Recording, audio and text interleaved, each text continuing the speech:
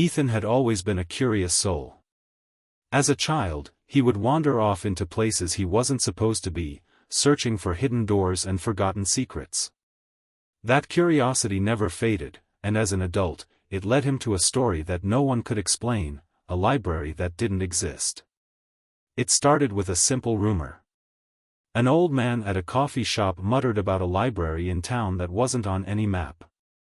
A place filled with books that no one had written, stories no one remembered, and knowledge that seemed to appear out of thin air. "You don't find the library," the old man had said with a smirk. "It finds you." Ethan, of course, took this as a challenge. For weeks, he searched. Every alley, every abandoned building, every hidden corner of the city. Nothing. No secret doors, no mysterious libraries, just disappointment. He was about to give up when something strange happened. One night, as he walked home from work, he took a wrong turn. The street was unfamiliar, lined with gas lamps that flickered oddly, as if struggling to stay lit. He checked his phone for directions, but there was no signal. That's when he saw it. A small, weathered wooden sign hanging above an iron door.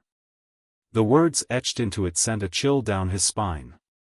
"Open Book, the Library of Lost Books, Open Book."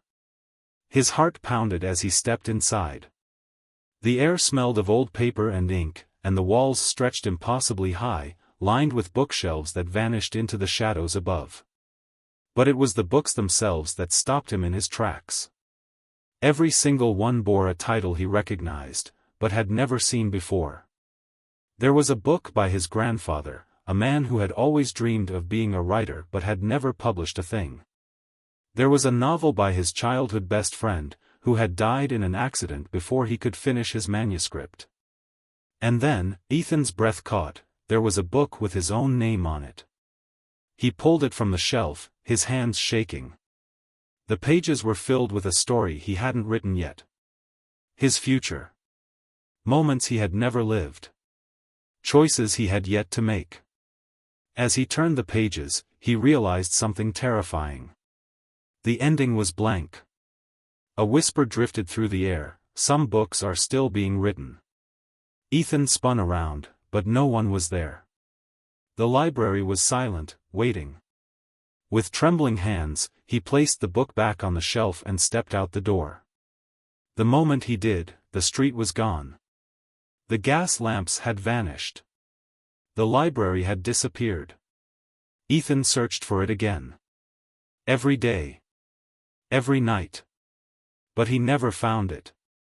Some say the library of lost books appears only to those who need it, those whose stories are still unwritten.